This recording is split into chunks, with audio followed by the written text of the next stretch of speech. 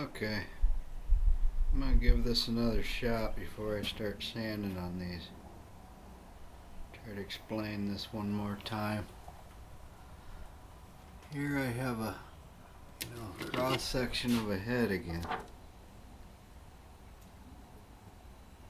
You can see that round there. When you set this head on here, let's see, this is a factory Tam edge here from the 90s. I don't know if you can see, there's a little bit of a gap between the head and that this bearing edge here. You essentially sit right on the point. How well this is showing here. But so something I learned too, this is a Remo head. I had this old actual Tama head. Might have came off this drum. If you look at that, it fits on there perfect. So that's what else I've learned since I made that last video. The head that came with this drum, a little different profile.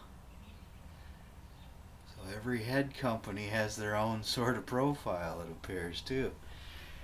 The heads that came on this thing, I mean, to Thomas' credit, they seat on there fine. So here I've got this chart again. Let's take a look at this and I'll show you what the problem is that I'm trying to start fixing today.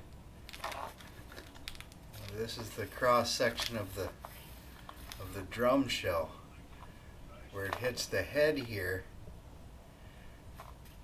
When your apex isn't in the right spot, it can be on the curve of that drum head, and where you want it to lie is flat here. And this is an example of a double 45 bearing edge that brings that apex in a little bit, which it allows it to hit the flat part of that head. And then your other options are this 1/8 round over, and this is what I want to do. So that's what I'm getting ready to do here. I just wanted to try to show maybe a little better example, and then I can show you can see a Remo head when you put it on here. Remo seems to be the smallest diameter on the flat area, and you can see where that's denting in there, and that's how you can tell when you got a head on the drum if it's seating properly. If you can push down like that, not good. Here you can see this Evan fits on here pretty much okay, much closer to okay. It's a little wider. The flat area is a little wider on an Evan. And so this bearing edge that I cut, I should have showed this first. This actually gives probably the best example of what can happen. Let me get that on there.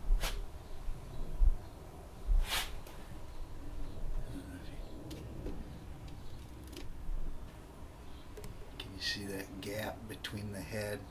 It's hitting right on that curved area there. And then you'll have all kinds of overtones. It's harder to tune. It won't want to seat correctly, so it'll want to, that's why you might have it touching on one side and not the other. But so I got my beloved old Tama swing stars out that I love so much. This is like an early 80s example here. I had to check these to see how they felt. Why did I like them so much? And that's what you'll see. I push around here, everything is seated nice.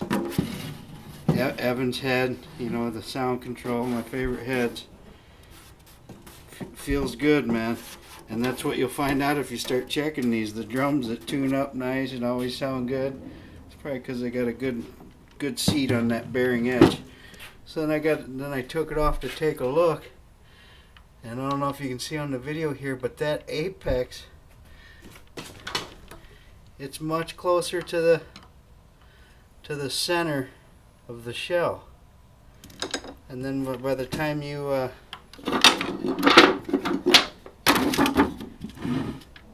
you know, you add the coating or the covering on there, the thing sits on there perfect.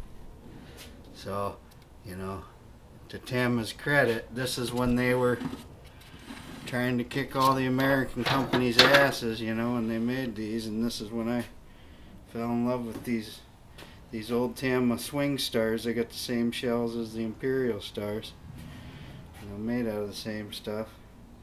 Stuart Copeland type sound, man. First Police album. And anyway, I was happy to see that these are okay. I got 2 sets of these, and somewhere along the way, these companies, this I should say is a Tama made in Taiwan shell, but a lot of these companies are making their edges like this. Just a simple 45, run around the inside, little sanding on the outside edge, and depending on what company, what brand of head you're using, the way that seats on there, it's important, you know. And then the great companies, they grass rounded from the outside. The Yamaha Recording Customs rounded over both sides. You know, a little bigger diameter than I'm going to use, this 8th round over. But this is what I'm getting ready to do now.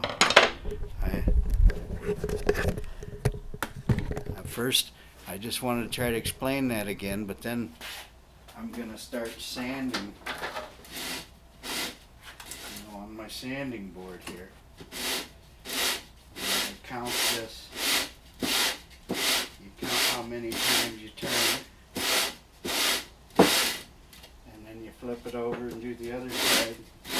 Same amount. This is just a piece of plywood, sandpaper, spray adhesive, 60 grit sandpaper glued to it.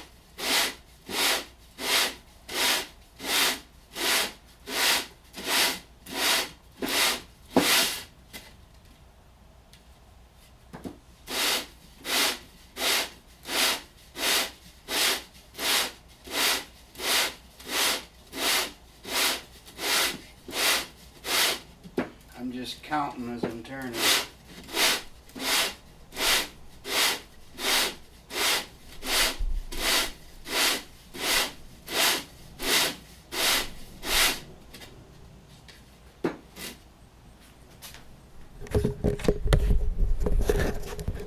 See, this is what you gotta, I don't know if you can see the kind of the white where it's sanded around there, but I gotta bring that white in all the way to about the middle of the drum. And my goal is to kind of, you know, I'm doing this 8th round over, but I want a little more flat. And I'm sort of stuck doing that because I've already got the 45 on the inside. But you got to get it flat first so that when you run it around your router table, you know, you got something to cut there and a flat surface to still ride around on. So you're not just whittling it down like a pencil sharpener, you know, you got to do this sanding. So anyway, that's what I'm getting ready to do, and then I'll make a video about doing the routing of this thing. And then the good news is, in the end, you get end up with a drum that's sounding like an, you know, professional sounding drum. Anyway.